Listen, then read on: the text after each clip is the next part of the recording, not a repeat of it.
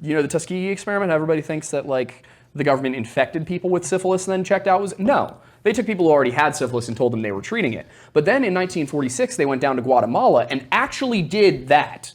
To more people. To more people. And keep in mind, this is just like how the government will fuck you.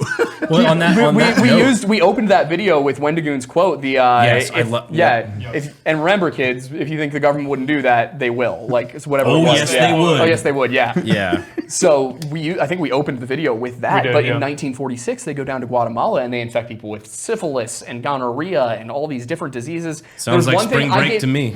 Yeah, exactly. I gave a content warning for the first time ever. We have never given a content warning, trigger warning, anything like that, because I felt sick reading the thing I was reading. How did this entire thing? We'll start with this piece of history because I don't even know that side of it. Okay, yeah. I know It all started with Woodrow Wilson. Fucking most shit started with Woodrow Wilson. No, that's a good point. Yeah. No, it was so I think if I remember correctly, I think it started under Roosevelt, but the Tuskegee experiment was the other guy that's responsible for most of the shit. Yeah, Woodrow Wilson's my least favorite president who wasn't in a wheelchair.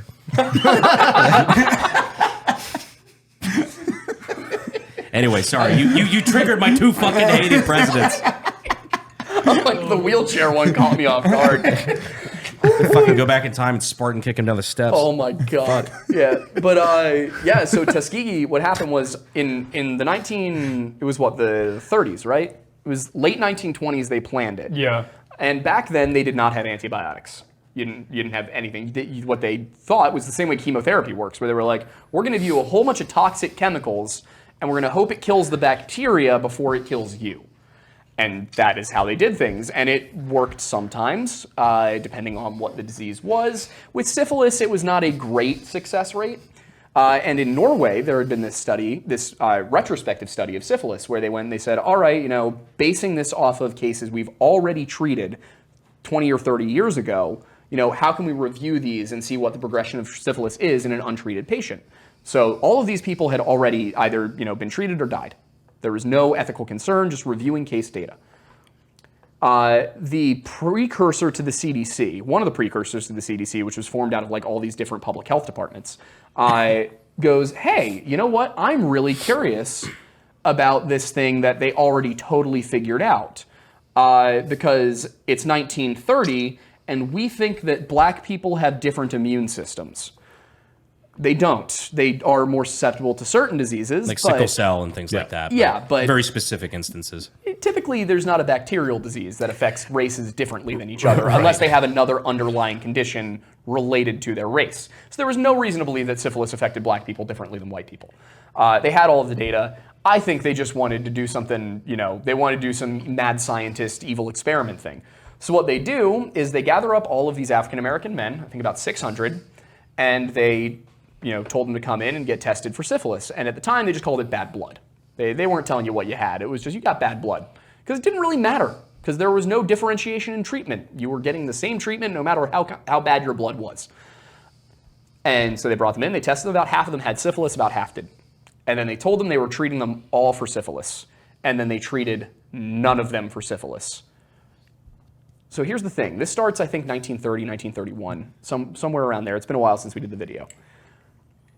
They don't treat any of them for syphilis. They go to the local hospitals and they say, none of you are allowed to treat these men for syphilis. That's against the rules. If you treat them for syphilis, like the government's coming after you. And Jesus Christ. That's what's that? The Hippocratic Oath. Yeah, exactly. You fucking treat these people. We'll kill you. One of the worst parts was they went and they found an African-American woman, a nurse, and they convinced her to be the woman who would go pick these men up and drive them to their appointments for their medicine, which were actually appointments for them to track the progression of the disease. Because again, it wasn't being treated. Now here's the thing. First of all, a whole bunch of people who were not infected with syphilis at the start of the experiment, by the end of the experiment, were infected with syphilis. Because they took this community and just told everybody they were being treated, so syphilis spread wildly. Yeah, and then the worst part is that World War II happens in the middle of this experiment. And over in Europe, you're seeing all of these people getting shot. They're getting torn up on barbed wire. They're getting infections, and they don't know how to treat them because the arsenic sure as hell ain't doing it. So they start working on antibiotics. And there was this guy, Fleming, who had come up with an antibiotic, a mold that was weird. It wasn't supposed to work. Britain didn't see any use in it and said, we don't have the facilities. We're at war. I don't know if this works. We need more testing. So he went to America. The U.S. government funded it and said, all right, we'll do this.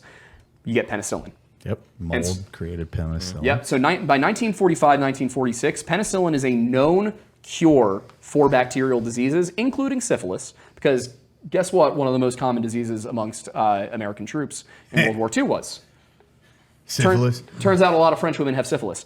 Another reason why we started out in the beginning. Exactly. Disgusting Europeans. So in 1946, You're welcome again. For the second thing in the same time frame. you have all of these. Now you have mass-produced penicillin. Everybody knows penicillin works. And what do? They keep the experiment going. Yeah. When did they finally kill the experiment? It was 1972. Fuck me. Because somebody found out. The media found out, and they started publishing articles on it. And suddenly the CDC, who were like, we knew this was happening, but we weren't really paying attention to it. They were like, oh, we should probably shut that down. But the problem was that in 1946, they had sent another doctor over to Guatemala to infect a whole bunch of people with syphilis and study it, even though, again, they had already done this study. And somehow, the Guatemalan government, I guess, didn't know about the specifics of what was going on. But it gets worse because he went from willing test subjects to soldiers who didn't know what they were being given to mental hospital patients. This guy was the American Mengele. Yeah, I mean, so he's just going out. Whatever happened to this He was dude? like, I don't know. These people are asking too many questions about the injections I'm giving them. I think I'll go ahead and start going with people who have no choice. And then the soldiers had a few too many rights. So he went with mental hospital patients so that they wouldn't even realize what was happening to them. And there's one thing he did to one woman that I can't describe because it's This that is bad. like Unit 731? It's up there. What was his name again? It's escaping me right now, and that bugs me so much. I can look it up really quick. Just wanted to make Whatever- sure I didn't miss that. Whatever became of him? He lived out the rest of his life. Oh, that's a shame. Yeah, it's... Yeah. In Argentina? No, he probably? came home to the U.S. He came home to the U.S. and went back to work at the CDC. That's fucking wild. He worked for the CDC? Yeah. The whole time. Yes. Christ. I'm not surprised. I'm not surprised at all. It's just... Don't you remember that one That time was we had? killing me. I'm sorry. I know.